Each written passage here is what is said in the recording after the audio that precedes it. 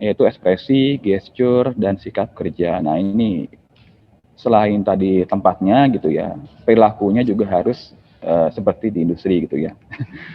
Kalau misalnya apa namanya ya di bidang manufaktur gitu ya kan mesti ya perilakunya seperti apa gitu kan, mesti ada karakteristik tersendiri kalau di berbagai bidang. Kemudian semua aktor model dalam video pembelajaran wajib mengenakan alat kesehatan dan keselamatan kerja. Nah, ini sangat penting Bapak Ibu. Di beberapa video sebelumnya itu eh, ada beberapa video yang nggak pakai alat gitu ya. Ini saya dan waktu itu Bu Endang, kalau sekarang ada di sini Bu Endang tuh sangat keras sama menegur kalau ada yang bikin apa video praktik tapi nggak pakai alat gitu ya, baik itu sarung tangan, sekecil sarung tangan gitu ya, sesepele sarung tangan gitu ya. Terus kemudian video yang dibuat harus menghindarkan plagiasi dalam hal peserta menyajikan audio, gambar, atau bagian video yang diambil dari media lain. Nah, ini juga wajib menyebutkan kalau Bapak Ibu mengambil dari media lain, ini wajib menyebutkan sumbernya gitu ya. Misalnya Bapak Ibu menyadur dari YouTube, YouTube-nya siapa gitu ya. Ini paling tidak dan harus sih, ini harus Bapak Ibu mencantumkan copyright-nya. Courtesy YouTube siapa gitu. Itu harus ada, ataupun dari cuplikan koran atau majalah atau mana itu Bapak Ibu harus mencantumkan itu gitu ya. Karena video ini nanti yang mengeluarkan Kemdikbud Bapak Ibu. Jadi kalau ada masalah seperti itu nanti ya yang jelek Kemdikbud gitu ya. Masalah ada pemerintah mencatut apa namanya hak intelektual orang lain tanpa mencantumkan nama, ini kan bahaya gitu ya. Jadi apapun source yang Bapak Ibu dapatkan, potongan video atau potongan gambar, potongan berita itu paling tidak harus ada copyright-nya. Terus kemudian video menggambarkan tentang proses pembelajaran menyenangkan. Nah, ya ini juga harus Bapak Ibu. Jadi nggak diem, nggak membosankan gitu ya.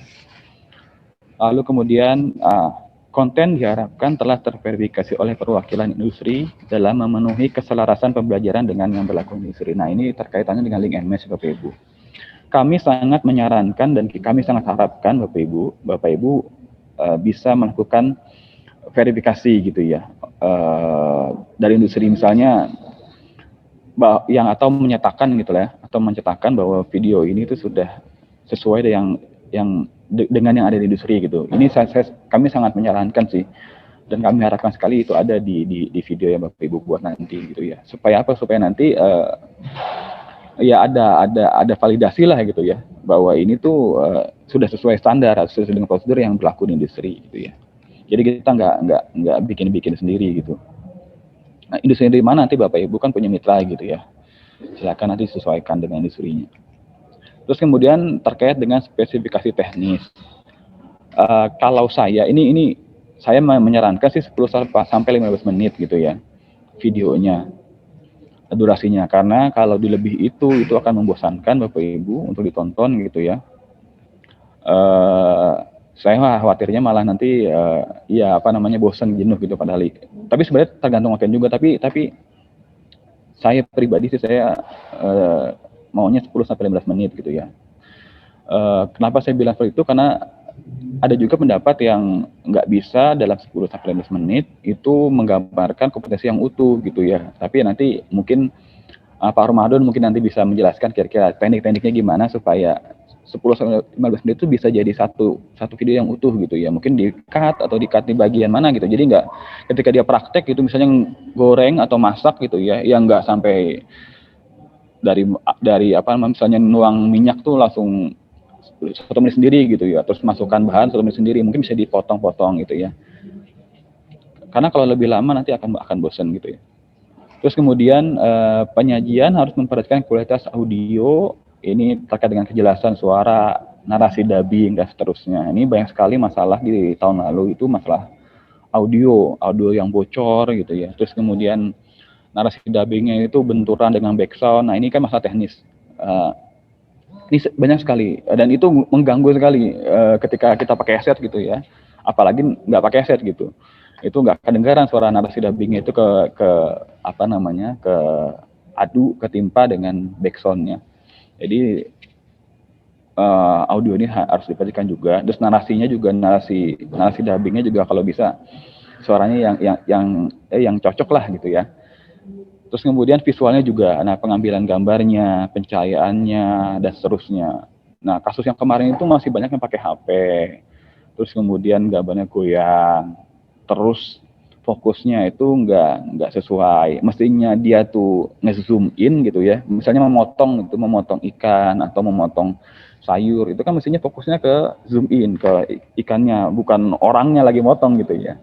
Nah ini kan teknik pengambilan gambar. Terus pencahayaannya juga ada yang gelap, ada yang apa namanya, keterangan juga ada gitu ya karena di outdoor. Nah ini butuh ini juga. Nanti mungkin itu ke teknis gitu ya. Terus kemudian video harus memberikan informasi secara jelas tentang tim pembuat. Nanti Bapak Ibu silahkan mencantumkan nama-nama timnya. Ini apresiasi buat Bapak Ibu juga gitu ya, sebagai pembuat. Lalu kemudian video yang dibuat dimungkinkan dilakukan editing oleh Direktorat SMK. Jadi memang hasil dari video yang Bapak Ibu buat ini akan menjadi milik Direktorat SMK. Ya, jadi hak milik secara penuh itu milik Direktorat SMK. Jadi misalnya yang mempublikasi atau mengedit itu ya kami nanti. Nah, ini kurang lebih spesifikasi teknisnya, ini secara singkat saja. 10-15 menit, resolusinya minimal 720 Bapak Ibu, 720 pixel gitu ya, atau 1280 kali 720 pixel. Ini resolusi standar HD, Standar HD ini 1280 kali 720. Kenapa HD? Karena nanti biar diaplikasikan di monitor atau di TV gitu ya, nggak terlalu pecah gitu ya. Ini resolusi minimal di ini juga apa di perangkat elektronik. Frame-nya 30 frame per second dan 60 frame per second untuk yang pergerakan cepat gitu ya. Format videonya MP4. Ini teknis sekali Bapak Ibu, tapi nggak apa-apa aja. Saya jelaskan sedikit. Audionya yang WAV gitu ya. Ini untuk teknisnya. Terus kemudian untuk terkait pelaporan pertanggungjawabannya Bapak Ibu, bagaimana? Nah, ini kemarin juga banyak pertanyaan juga gitu terkait dengan pelaporan. Nah, ini karena program bantuan ini bersifat apresiasi kepada individu atau tim, maka pemberian hadiah diterima oleh individu, bukan sekolah Bapak Ibu. Ini perlu digarisbawahi Bapak Ibu. Jadi pemberian hadiah atau bantuan gitu ya diterima oleh individu, bukan sekolah. Jadi nanti masuknya ke rekening individu, bukan ke rekening sekolah. Begitu juga dengan laporannya yang nanti dibuat oleh penerima apresiasi, bukan sekolah. Meskipun nanti di sini ada Bapak Ibu kepala sekolah gitu ya, nanti mungkin tim pembuatnya dari Wakakur atau gurunya gitu ya. Nanti dananya akan kami salurkan ke individu guru atau Wakakurnya, bukan ke rekening sekolah. Nah, terus ini pada dasarnya bantuan yang berbentuk apresiasi tidak mengharuskan melaporkan penggunaan dana, tapi beberapa kasus ya. Kemarin sih ini ada guru yang diminta untuk melaporkan gitu ya. Jadi sebenarnya sih nggak perlu nggak, karena bentuk apresiasi gitu ya, itu pakai habis gitu ya, bukan bantuan umumnya seperti RPS atau bantuan yang lainnya gitu ya. Karena ini tujuannya apresiasi, seperti lomba-lomba saja seperti gitu ya. Jadi penggunaan dananya seperti tidak perlu dilaporkan, tapi kami gitu ya menyarankan Bapak Ibu membuat laporan gitu ya. Menyarankan buat laporan yang takutnya gitu ya, dikhawatirkannya seperti tahun lalu gitu. Diminta laporan oleh BPK. Sebenarnya sih dilaporkan saja gitu. Nah, minimal laporan yang Bapak Ibu lampirkan ini 3 dokumen ini. Yang pertama hasil video berupa link atau softfile gitu ya, Bapak Ibu bisa siapkan softwarenya. Terus kemudian dokumentasi produksi video atau foto-foto produksi, Bapak Ibu, foto-foto terus di print jadi satu lembar atau 2 lembar gitu ya, atau beberapa lembar gitu ya. Lalu kemudian bukti setor pajak. Nah, ini bisa Bapak Ibu bisa jadikan satu dokumen PDF gitu ya, hasil video, dokumentasi video, dan juga bukti setor pajak hadiah. Ini buat pegangan Bapak Ibu kalau misalnya nanti ditanyain gitu ya. Ada pemeriksa sebenarnya sih yaitu karena sifatnya apresiasi nggak ada laporan yang harus dilaporkan. Terus kemudian untuk pajaknya ini kena kategori pajak hadiah Bapak Ibu, Undang-Undang Nomor 36 Tahun 2008 Pasal 17. Ini kalau nggak salah, kalau di bawah 50 juta itu 5% gitu ya. Kalau di atas, kalau sampai 200 juta 15% kalau nggak salah, progresif itu. Nantilah itu untuk pajak nanti kita bahas nanti saja. Nah, terus kemudian Bapak Ibu, ini catatan-catatan penting terkait evaluasi tahun 2020. Ini tahun 2020 saya coba menghimpun. Sebenarnya ini apa namanya beberapa masalah yang sering kita temui di video-video yang sebelumnya. Nah, pertama ini Bapak Ibu, video ini yang akan siapa sih yang akan menonton video ini Bapak Ibu? Nah, ini ada siswa, guru, industri, dan juga masyarakat seperti tadi dijelaskan oleh Pak Taufik. Jadi video ini nggak hanya untuk kalangan SMK gitu ya, sekolah atau SMK, tapi juga ini akan dilihat oleh industri, juga akan dilihat oleh masyarakat luas gitu ya, anak-anak SMP atau orang yang sudah nggak bekerja, mau bekerja, tapi wah ada video cara nyapis motor nih, saya mau buka usaha motor, mesti kan dia akan lihat itu juga. Jadi video yang dihasilkan oleh Bapak Ibu semua itu menggambarkan persepsi masyarakat terhadap pembelajaran di SMK itu sendiri gitu ya. Jadi kalau videonya pembelajarannya kurang menyenangkan ya persepsi masyarakat atau persepsi industri ya pantesan SMK pengangguran paling tinggi gitu ya, pembelajaran seperti itu. Jadi saya harapkan pembelajaran ini video ini gitu ya bisa menggambarkan pembelajaran SMK itu yang ideal gitu ya. Yang menyenangkan lah paling tidak. Terus kemudian video ini tentang apa dan bagaimana gitu ya, bukan tentang siapa. Jadi maksudnya beberapa video sebelumnya gitu ya, ini banyak yang narsis gitu ya guru-gurunya. Jadi mau saya fokusnya itu bukan di narsisnya gitu ya, tapi bagaimana apa yang dibuat dan bagaimana membuat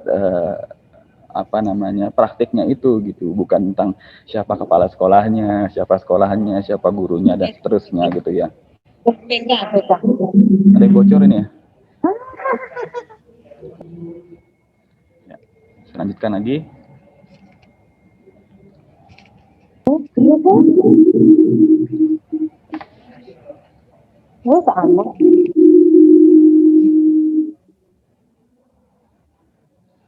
Nah, terus kemudian terkait dengan budaya kerja Bapak Ibu, mohon diperhatikan terkait dengan keselamatan kerja, penggunaan APD. Ya, APD itu bukan APD COVID Bapak Ibu ya.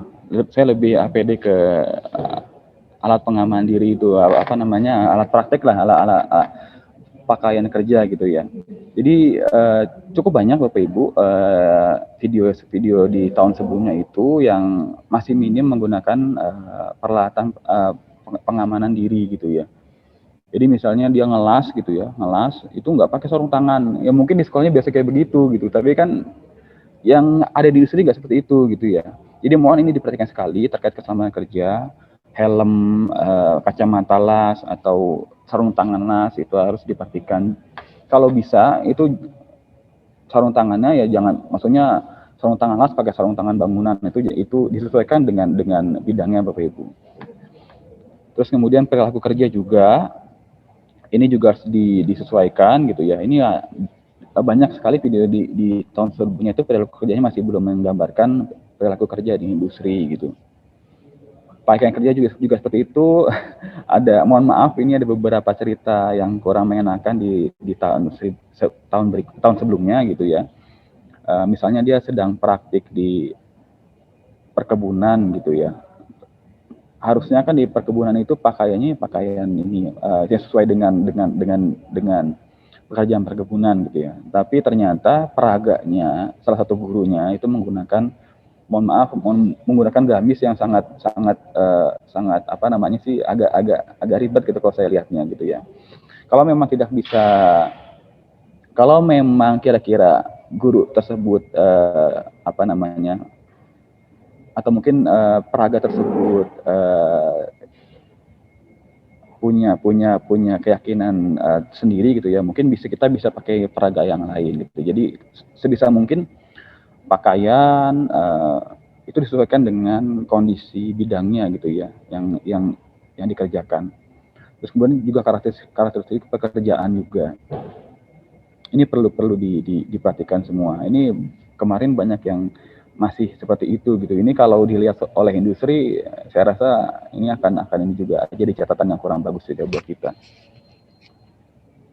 Terus kemudian catatan berikutnya itu adalah lingkungan kerja Bapak Ibu.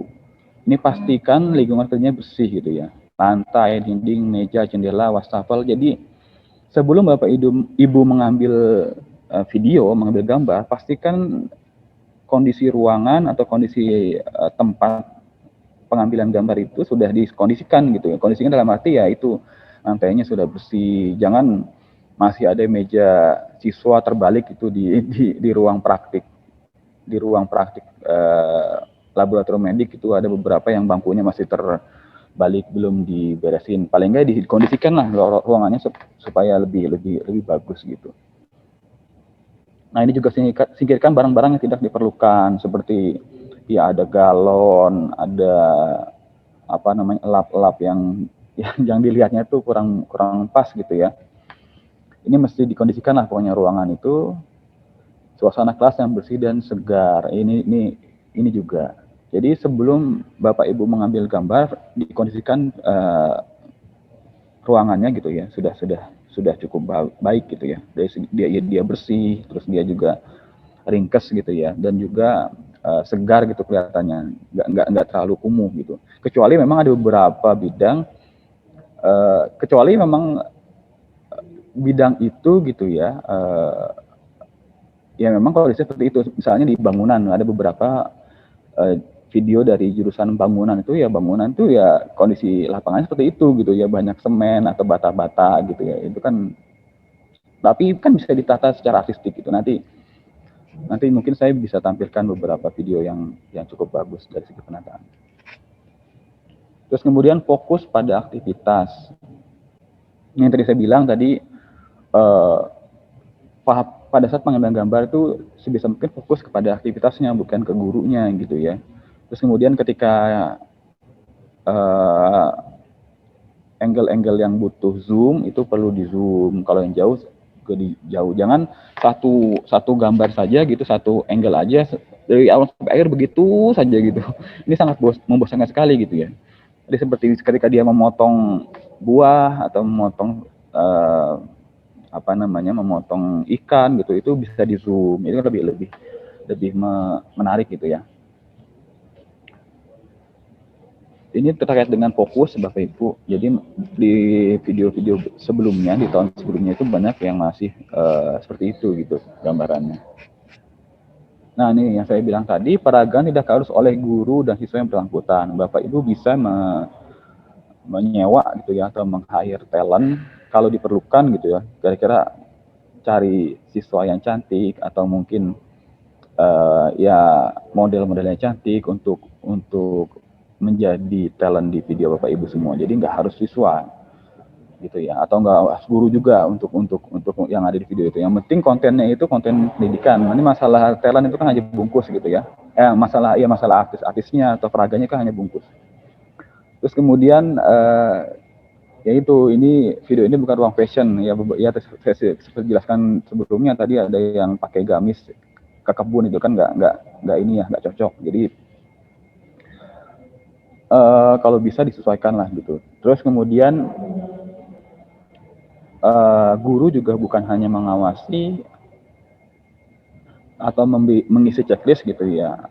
tapi juga mungkin berinteraksi dengan siswanya. Terus kemudian terkait dengan alat dan bahan, ini banyak sekali alat dan bahan tidak ditata dengan rapih gitu ya, jadi kelihatan berantakan gitu. Ini sebisa mungkin tadi baik lagi ke pengkondisian ruangan gitu ya, pengkondisian tempat pengambilan gambar, ini alat harus ditata. Terus kemudian juga nanti ketika editing videonya, nanti setiap alat itu kalau bisa diberikan tulisan gitu ya, diberikan nama, ini alatnya namanya apa gitu ya. Terus kemudian juga kalau perlu juga berikan caption untuk hal yang penting, misalnya istilah asing gitu ya, itu kan agak sulit untuk ditangkap di awal-awal gitu. Kalau bisa itu diberikan caption untuk istilah asing atau istilah yang agak rumit penyebutannya gitu ya. Misalnya alat teodolit atau alat apa gitu kan agak sulit kalau orang yang baru mendengar gitu ya. Nah, terus saat guru memperagakan, sebisa mungkin berkomunikasi dengan siswa. Terus juga bukan guru memperagakan siswa menonton gitu ya. Ini ada beberapa video yang gurunya memperagakan dari awal sampai akhir, siswanya nonton aja. Ada siswanya di situ, banyak lagi siswanya. Cuma hanya nonton aja gitu, jadi nggak ada interaksi. Terus kemudian juga tunjukkan kalau ada siswa tuh belajar misalnya mencatat, melihat teks atau lembar kerja. Jadi paling nggak yang nggak hanya duduk itu sehari dari awal video sampai akhir video duduk aja dengerin guru ngomong gitu ya, atau guru menjelaskan. Terus kemudian dalam memperagakan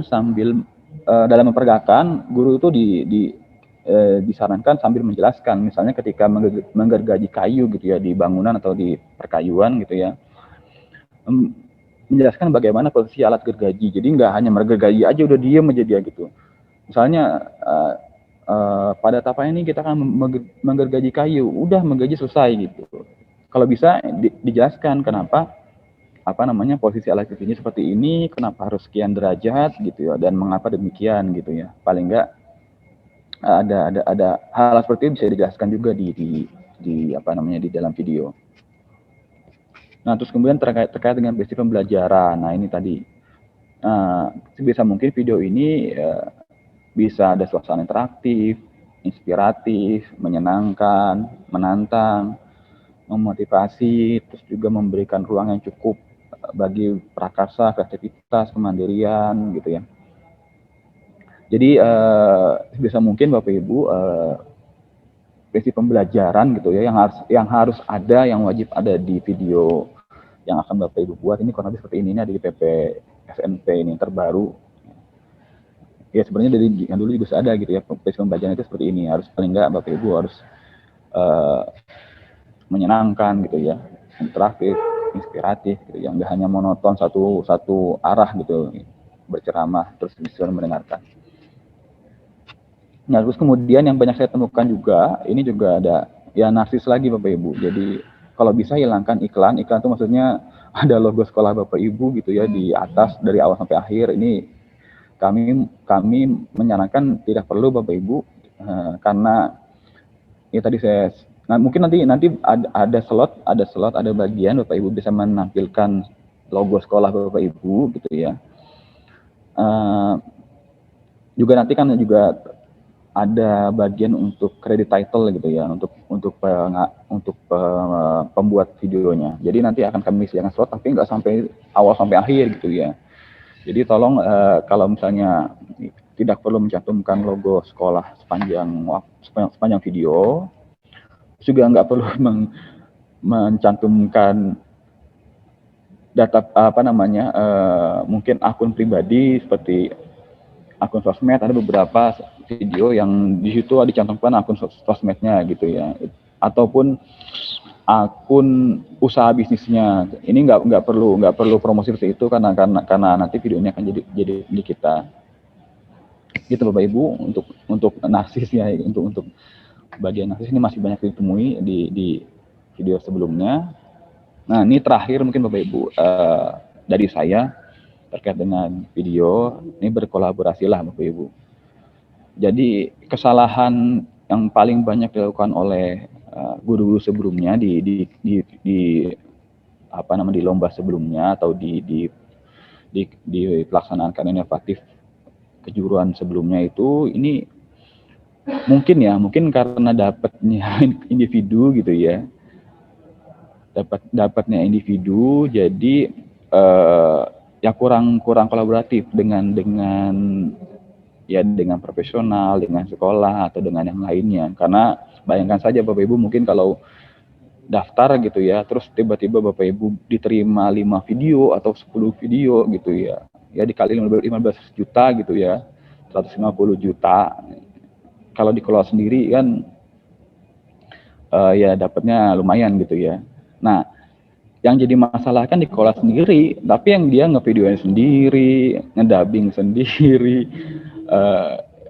prakteknya sendiri. Ini kan ya